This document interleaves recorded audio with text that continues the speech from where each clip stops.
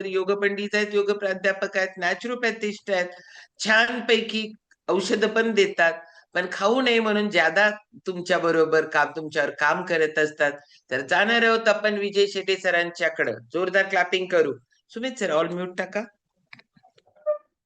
रस रक्त मांस मेध, आता अजून मांसच संपायचं आहे. येस. गुड मॉर्निंग सगळ्यांना. चला बसा बसा, रिलॅक्स मध्ये बसा. सगळ्यांना पाहिजे आरोग्य. अनम्यूट करा सर. माझ्यासारखं आरोग्य कोणाला पाहिजे? कुणाला पाहिजे? रनिंग आहे, एकदा सुद्धा बीपी शुगर ईसीजी एकदा सुद्धा काढला नाही. अहंकारानं बिलकुल सांगणार नाही. मी तेवढं पहिल्यापासून माझ्या आरोग्यावर काम करतो. माझ्या आरोग्यावर काम केलंय आणि ते शतायुषी माध्यमातून लोकांना आरोग्य द्यायचंय. योगविद्याधामच्या योगाच्या माध्यमातून 45 वर्ष हेच काम केलंय. सगळ्यांना आरोग्य पाहिजे असतंय, पण काम करायला आवडतंय काय? आपल्या आरोग्यावर काम करायला. आता बघा, आपला सप्तधातू विषय चालू आहे. मला आता इथे एक सांगायचं आहे की आपण जनावरांचं आरोग्य बघा चांगलं असते की नाही, कुठलं पण असू दे, पाण्यातला असू दे, हवेतला असू दे, जमिनीवरचा असू दे, सगळ्या जनावरांचं आरोग्य सगळी टणटणीत असतात, शेवटपर्यंत व्यवस्थित असतात. का तर ते कुठलंही जनावर पशु पक्षी जरा सुद्धा आहे की नाही, ते निसर्गाच्या विरोधात जात नाहीत, जरा सुद्धा जात नाहीत. आणि निसर्गाच्या विरोधात जात नाहीत, निसर्गाच्या सान्निध्यात असतात. आणि we are going away from nature, against nature. तुम्ही जेवढं निसर्गापासून लांब जाणार आहे, जेवढं निसर्गाच्या विरोधात जाणार आहे, तेवढं तुमचं आरोग्य मायनस मध्ये जाणार आहे. लक्षात आलं? सगळं जनावरांना बघा, लक्षात आलं? आता तुम्हाला विजय कांबळे सरांनी सांगितलं बघा, की त्यांना अटॅक रात्रीच का येतात? नायट्रिक ऑक्साईड तुमचं कमी होतं. नायट्रिक ऑक्साईड एक गॅस आहे. आता मी इथं का ते मुद्दाम त्याने सांगितले, बरं झालं. मला कसं होतंय, इथं तुम्हाला हे लगेच कुठलं काय होत नाही. मी सांगतो की नाही, तुम्हाला बसल्या तुम्हाला कुठला रोग होत नाही. हे सप्तधातू हा जो विषय मांडा लागलो की नाही, तर नायट्रिक ऑक्साईड हा गॅस तुमच्या इंडोथेलियल लेअर असते. तुमच्या रक्तवाहिन्या ज्या आहेत ना, इंडोथेलियल लेअर म्हणजे रक्तवाहिन्याची आतली बाजू, ब्लड वेसल. आपल्या रक्तवाहिन्या किती आहेत? पृथ्वीला 3 प्रदक्षिणा करायच्या. पृथ्वीला 3 प्रदक्षिणा. त्या रक्तवाहिन्या अशा काढायच्या आणि त्या एका पुढे अशा जोडायच्या, जोडत जायचं. तर किती रक्तवाहिन्यांची लांबी होती माहिती आहे? पृथ्वीला 3 प्रदक्षिणा. तर आपल्या प्रत्येकाच्या ह्याच्यात एवढ्या रक्तवाहिन्यांचं जाळं आहे. आणि मग ह्या रक्तवाहिन्याची जी आतली लेअर असते की इंडोथेलियल लेअर, तिथं ते तुमचं नायट्रिक ऑक्साईड, तो गॅस आहे, तो तयार होत असतो. आणि ते तुमची रक्तवाहिनी जिथं तयार होती, इंडोथेलियल लेअर, ती डॅमेज होती. का? तर तुमच्या रक्तात वाढलेली साखर.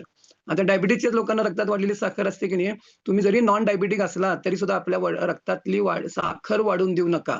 लक्षात आलं? हे का? तर तुम्हाला रक्त जे असं रक्त फिरत जात असतं, असं गोल गोल गोल फिरत जात असतं रक्तवाहिनी. असं खालच्या लेवलला ही रक्तवाहिनी असतं, असं खालच्या लेवलला रक्त पळत नसतं, ते असं गोल फिरत जात असतं. आणि जेवढं तुमचं रक्तात साखर ज्यादा वाढेल, लक्षात आलं, तर तुमचं ते इंडोथेलियल लेअर असते की ते डॅमेज होत असते. आणि ते इंडोथेलियल लेअर जेवढं तुमचं डॅमेज, तुमचं नायट्रिक ऑक्साईड निसर्गानं, देवानं ती व्यवस्था ठेवलेली आहे, ते नॅचरली तयार होत असते. नायट्रिक ऑक्साईड हा गॅस आहे, तो अनस्टेबल असतो. आणि त्याच्यामुळे काय होतं, तुमचं तो तयार होत असतो. पण आपण काय करतो, हे आपली लाईफस्टाईल अनहेल्दी आहे. नको ते खातो, नको त्यावेळी खातो. हे साखरयुक्त पदार्थ तुमच्या रक्तातली साखर. नॉन डायबिटिक आहात, लक्षात घ्या. डायबिटीसच्या लोकांना सांगतोय असं नाही आहे. नॉन डायबिटिक लोक सुद्धा रक्तात तुमच्या वाढलेली साखर असते. लक्षात आलं? तुम्हाला औषधाची गरज नसते, डायबिटीस नाही आहे तुम्ही, पण रक्तात एलिव्हेटेड शुगर लेवल असते. आणि ती साखर तुमची इंडोथेलियल लेअर डॅमेज करते. नायट्रिक ऑक्साईडचं प्रोडक्शन प्रपोर्शनली कमी राहतं. तुमच्या रक्तवाहिन्या आकुंचन राहतात, त्या म्हणजे अशा आकुंचित राहतात, त्यांची लवचिकता कमी होते. आणि मग ते नायट्रिक ऑक्साईड तुमचं कमी होतं. आणि मग तुम्हाला काय होतं, तो हे जास्त कमी होतं हे रात्री पहाटेच्या वेळी. आणि म्हणून पहाटेच्या पिरियडमध्ये तुम्हाला अटॅक येतात. आता मला इथं सांगायचं काय, तर इथं आता काय झालं, मी एक लाडू खाल्ला, खाता का नाही लाडू? हा, आता प्रसादाला देतात आणि लग्नात असतोय, कुठं असतोय, गोड खातो, आईस्क्रीम खातो. जेवढं तुम्ही साखर इंटेक कराल, लक्षात आलं, तर तुमचं इंडोथेलियल लेअर डॅमेज होतं. लक्षात आलं काय? आणि हे तिथं डॅमेज झाल्यामुळे मग हे लगेच होतं काय, हे 7 धातूमधनं कन्वर्ट होत जात असते. लक्षात आलं? मी आता एक लाडू खाल्लो म्हणून माझं लगेच इंडोथेलियल लगेच डॅमेज झालं असं नसतंय. ते सप्तधातूमधनं जाताना ते एकातनं एक कन्वर्ट होत जाते की नाही. आणि मग ते आपल्याला त्याच्यावरती काय खायचं तिथं आपल्याला प्रत्येक वेळी करावं लागतं, विचार करावा लागतो.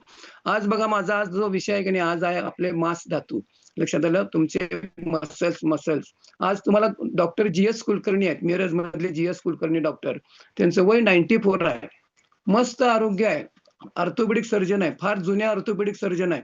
एकदम मस्त आरोग्य आहे, लक्षात आलं. आणि त्यांचं आरोग्य चांगलं का, तर त्यांनी पहिला मला माहिती आहे ते पहिल्यापासून योगाभ्यास, एक्सरसाइज लोकांना सजेस्ट करायचे, त्याचंही महत्व सांगायचे, न्यूट्रिशनचं पण महत्व सांगायचे. आणि त्यांचं आरोग्य चांगलं असण्याचं कारण का, त्यांनी त्यांच्या आरोग्यावर काम केलेलं आहे. मी त्यांचं उदाहरण का द्यायला लागलोय, स्ट्रेंथ ट्रेनिंगची गरज असते. लक्षात आलं का, स्ट्रेंथ ट्रेनिंग गायडन्स खाली करणं आवश्यक असतं. तुम्हाला तुमचे मसल्स जर स्ट्रॉंग करायचे असतील, मांस धातू जर स्ट्रॉंग करायचा असेल, तर तिथं प्रोटीनची गरज असते. लक्षात आलं. आणि त्याच्यासोबत तुम्हाला स्ट्रेंथ ट्रेनिंग गायडन्स खाली नुसतं कार्डियक एक्सरसाइज करून, श्वासाची गती वाढवणारे एक्सरसाइज करून तुमचे मसल स्ट्रॉंग होणार नाहीत. आणि जेवढे तुमचे मसल स्ट्रॉंग असतील की नाही, तर तेवढं तुमचं आरोग्य चांगलं असतं. आणि ऍव्हरेज लोकांचं बघा तुम्ही तुमचंच बघा स्वतःचं. प्रत्येकानं आपलं आपलं बघा, तुमचं वय किती आहे बघा, तुमच्या 10 वर्षापूर्वी तुमची ताकद कशी होती बघा, तुमच्या ऍक्शन, तुमच्या हालचाली कशा होत्या बघा, तुम्ही क्विक किती जलद गतीनं काम करत होता 10 वर्षापूर्वी, 20 वर्षापूर्वी बघा. वय वाढेल तसं कणी आपले मसल्स हे वीक होणारच असतात, लक्षात घ्या. पुरुषांचं टेस्टोस्टेरॉन हार्मोन कमी होतच असतं. महिला मंडळ, तुमचे पाळीनंतर तुमचे मसल्स वीक होणारच असतात, वयाप्रमाणे होणारच असतात. मग ते होऊ नयेत म्हणून एजिंग प्रोसेस स्लो डाऊन झालं पाहिजे. आणि तिथं आपल्या ह्या सगळ्या न्यूट्रिशनचा रोल असतो. लक्षात येतंय तुम्हाला 40 प्रकारचे अन्न घटक जे आहेत की नाही, मल्टीव्हिटॅमिन टॅबलेट ज्यावेळी घेतो त्यावेळी तुम्हाला 22 मिळतात, फॉर्म्युला 1 मधनं 18 मिळतात. 40 मोजून मी तुम्हाला सांगितलं तर मोजून तुम्हाला किती सांगितलं होतं, 10 अमायनो ऍसिड लागतात. लक्षात आलं. 15 जीवनसत्व, 14 खनिजे लागतात आणि 1 फॅटी ऍसिड लागतं. म्हणजे रोज तुम्ही देता काय, हेच काय होतात ते कन्वर्ट होत जातात एकातनं एक सूक्ष्म रूपानं. आणि मग काय होतं, तुमचे धातू पुष्ट, धातू बलवान झाले पाहिजेत.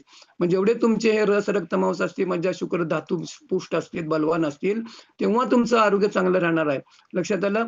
तर आता आपल्याला कसं मी वात पित्त कफ सांगितलं की नाही, वात पित्त कफ हे तुम्हाला हे आयुर्वेदामधली पहिला बेस आहे. हे तुमचे वात पित्त कफ बिघडतात का, तर तुमची लाईफस्टाईल, तुमचं खाणं पिणं हे चुकीचं राहतं. आणि जेवढे वात पित्त कफ तुमचे इम्बॅलन्स असतील, तेवढे तुमचे धातूवरती त्याचा विपरीत परिणाम होत असतो. लक्षात आलं. मग मग काम कुठं करायला पाहिजे, वात पित्त कफ वाढलं नाही पाहिजे, ते सम प्रमाणात पाहिजे.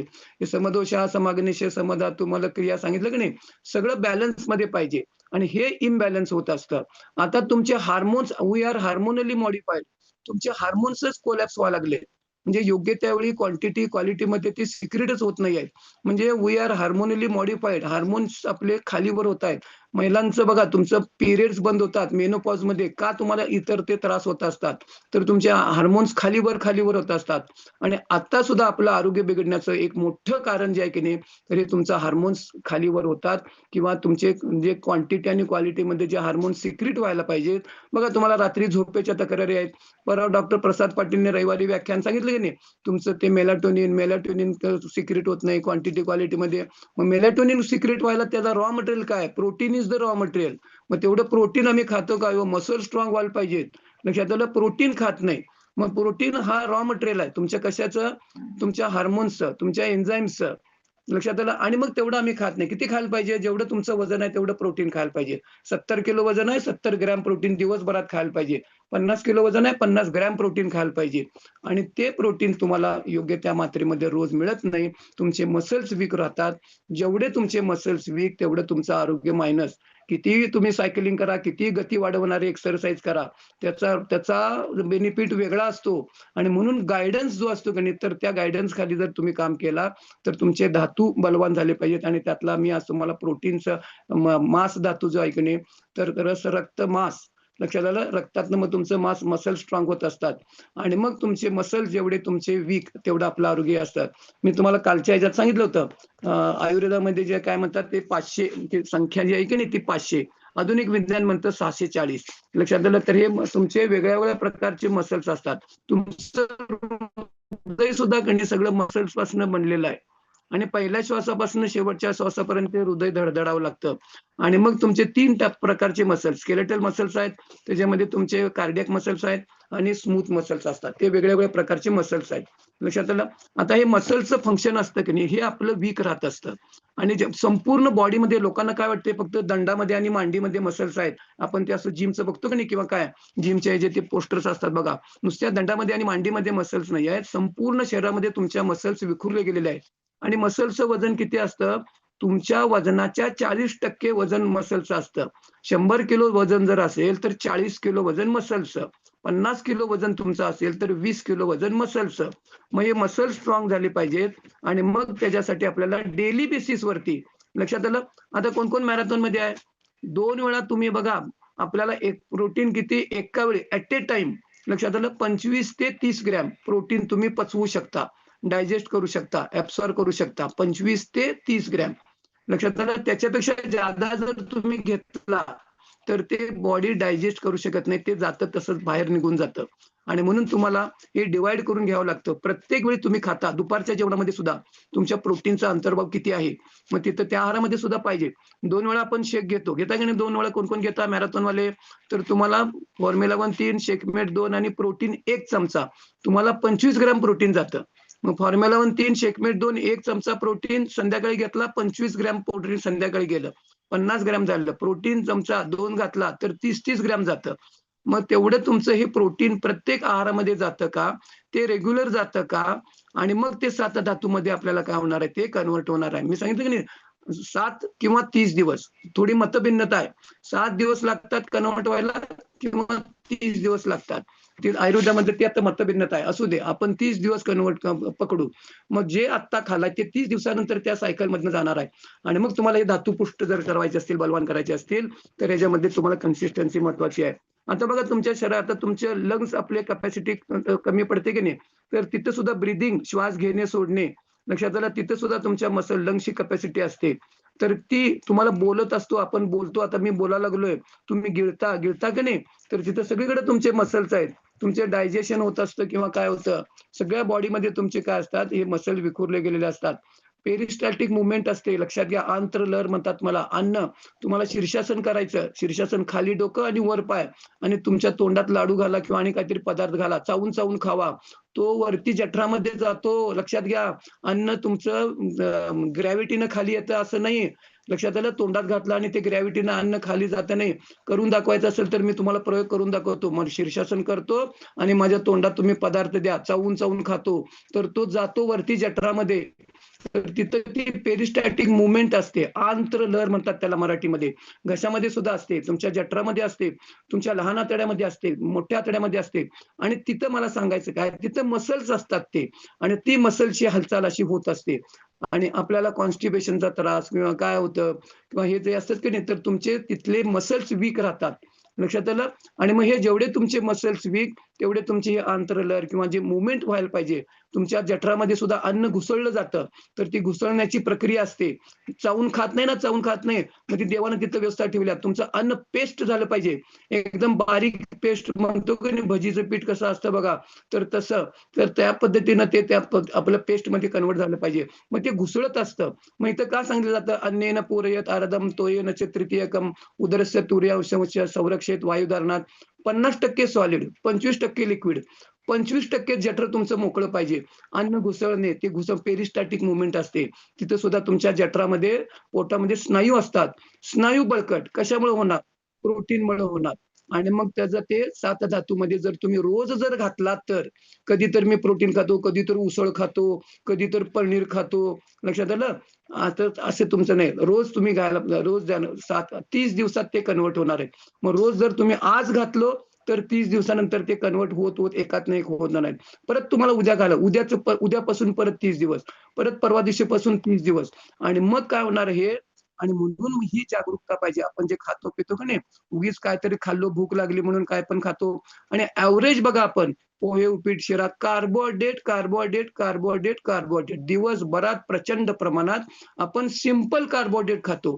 कार्बोहायड्रेटला विलन करायची आवश्यकता नाही. कॉम्प्लेक्स कार्बोहायड्रेट पाहिजे आणि प्रचंड प्रमाणात कार्बोहायड्रेट खातो. कार्बोहायड्रेटमुळे फक्त तुम्हाला ग्लुकोज तयार होतं. कार्बोहायड्रेटमुळे पेशी, रक्त बाकी काही तयार होत नाही. तर आपल्या शरीरामध्ये प्रोटीन आणि फॅटचा रोल असतो आणि मग त्याच्यामध्ये तुम्हाला व्हिटॅमिन्स आणि जीवनसत्व जे आहेत की नाही, व्हिटॅमिन्स आणि मिनरल्स वगैरे जे असतो तर त्यांचा रोल असतो. आणि आम्ही दिवसभरात बघा प्रत्येकानं बघा आपला आहार लिहून काढा. कागदावर लिहून काढायचं. त्याच्यामध्ये कार्बोहायड्रेट किती असतात बघा आणि ते पण सिंपल कार्बोहायड्रेट. आणि मग काय होतं आपलं आरोग्य का बिघडतं किंवा काय? तर हे वेल बॅलन्स मध्ये तुम्हाला जे पाहिजेल आहेत ते घटक कुणाला पाहिजेल आहेत? तुमच्या लाखो करोडो पेशींना काय पाहिजेल आहे ते द्यायचं. आम्ही काय करतो जिभेला काय पाहिजे ते देतो. लक्षात आलं? तुमच्या पेशीला आपण जे आता तुम्ही न्यूट्रिशन घ्यायलाय, सेल्युलर न्यूट्रिशन आहे. पेशीला काय पाहिजे आहे ते वेल बॅलन्समध्ये देतो. आणि मग हे ज्यावेळी तुम्ही देता की नाही, तर त्यावेळी तुमचे काय होतंय, हे सगळे तुमचा ब्लड पंप करायचा, हृदयाचा स्नायूंचा पंप आहे. मग तो सुद्धा मसल्सपासून बनलाय. पहिल्या श्वासापासून व शेवटच्या श्वासापर्यंत मध्येच कुणाचा तुमचा ईसीजी असा नॉर्मल असा प्लेन आला तर राम नाम सत्य है. मग कुणाला राम नाम सत्य है लवकर पाहिजेल आहे. मग 87 फॅमिलीची जी ट्रेन आहे की नाही, आपल्याला जीवनाचा जो प्रवास आहे, पहिल्या श्वासापासून शेवटच्या श्वासापर्यंत, जन्मापासून मृत्यूपर्यंत.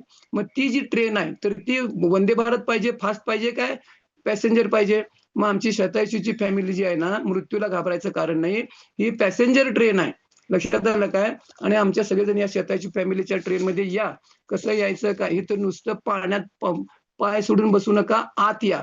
मग आत या म्हणजे काय? ते पुढे तुमच्या कोचला विचारा. मग तुम्हाला तिथं काम करता येईल. लक्षात आलं? तर आपल्याला बघा वयाच्या 30 वर्षानंतर तुमची कॅल्शियमची डिफिशियन्सी कमी होत असते 30 वर्षानंतर. लक्षात आलं? आणि मग कॅल्शियमचा रोल असतो तिथं. तुमचे मसल्स आकुंचन प्रसरण होणार, नाही होणार किंवा काय तिथं कॅल्शियम तुमच्या हाडामधलं काढलं जातं, बोन्स मधलं काढलं जातं. तुम्ही देत नाही तेवढं आहारामधनं आणि मग काय होतं मग कॅल्शियम. मग तिथे व्हिटॅमिन डी लागतं. मग ते डी नसेल तर कॅल्शियम ॲब्सॉर्ब होत नाही. मग तुम्ही देत नाही आहारामधनं रोज आणि मग काय होतंय वय वाढेल तसं तुमची कॅल्शियम डिफिशियन्सी राहिली की तुमचे आकुंचन प्रसरण स्नायू होत नाहीत, तुमचं आरोग्य बिघडतं. हे सगळं कसं एकमेकात गुंतलेलं असतं. आपल्याला बघा तुमच्या मसल्समध्ये 500 ग्रॅम ग्लायकोजनच्या रूपाने साखर साठवली जाते. तुम्ही जे खाता पिता की नाही, म्हणजे जादा खाल्लं जातं, जादा खाता. मग रक्तात साखर नको असते. मग रक्तात साखर नको असते नाही, जादा खाल्लाय, मग बॉडी काय म्हणते मला रक्तात नको आहे. तुमच्या त्या ग्लायकोजनच्या रूपाने तुम्हाला मसल्समध्ये साठवले जाते. ग्लायकोजनच्या रूपाने तुम्हाला लिव्हरमध्ये साठवले जाते 100 ग्रॅम आणि अजून सुद्धा खात राहता. मग तुमच्या चरबीमध्ये मग वजन वाढत जातं. उद्या तो आपल्याला मेदधातू बघायचा आहे की नाही, मग ते वजन वाढत जातं. तर इथं काय आपल्याला कॅल्शियम कमी, हे सगळे व्हिटॅमिन्स, मिनरल्स कमी पडतं. मग स्नायूंचं काम होत नाही. मग स्नायू आकुंचन प्रसरण होत नाहीत. मग आता हे सगळे विखुरलेत ना तुमचे हृदयाचं पण काम. आणि म्हणून आणि वयाच्या 30 वर्षानंतर असंही तुम्ही साखर जेवढी खाता, साखर हे कॅल्शियम चोर आहे. चोर कसं चोरी करतो? मग साखर का मी एवढं साखरेवर उठतो माहितीये काय? तर हे प्रचंड तुमचं डायबिटीजच्याच लोकांना नाही, बाकीच्या लोकांना पण. आणि मग काय होतं की तुमचा जेवढे तुमचे मसल्स वीक, स्टॅमिना, मग आपण दमतो, थकतो वगैरे आहे की नाही? तर त्याच्यामुळे मग तो काय होतो मांस धातू जो वीक होत राहतो. आणि मी तुम्हाला सांगितलं वयाप्रमाणे पण ते वीक होणार असतात. महिलांचे पिरियड्स नंतर पण ते वीक होणार असतात. आणि म्हणून मग पहिल्यापासून आपल्याला काय, हा जो अवेअरनेस आहे की नाही, तर हे आपल्याला काय होतं, तो जर नसला तर तुम्ही काय पण खावा, शिळं खावा, ताजं खावा, व्हेज खावा, काहीही खा. तुमचं पोट भरत असतं. पोट भरण्यासाठी खाऊ नका. जागरूकता, योग म्हणजे जागरूकता, अवेअरनेस. मी तोंडात काय घालायला लागलोय, माझं वेळ आहे काय, त्यातनं मला काय न्यूट्रिशन मिळतं का? लक्षात आलं? आणि ते रोज मिळतं का? रोज जर गेला नाही 30 दिवसामध्ये ते कन्व्हर्ट होत असतं. एकात एक कन्व्हर्ट होत जात असतं. आणि मग तुमचे धातू बलवान होतात. मग ते तुमचं काय होणार आहे, रस चावून खायचा. पहिला रस, मग रक्त तयार होतं. सूक्ष्म रूपानं तयार होतं. जेवढं तुम्ही मी सगळं अन्न खाल्लंय, ते सगळं चरबीत किंवा ते रक्तात रूपांतर होत नाही. ते सूक्ष्म रूपानं कन्व्हर्ट होतं. लक्षात आलं? आणि मग थेंबे कसं तळ साचतं का नाही, तर तसं हे तुम्ही सूक्ष्म रूपानं तुमचे धातू बलवान होत जातात.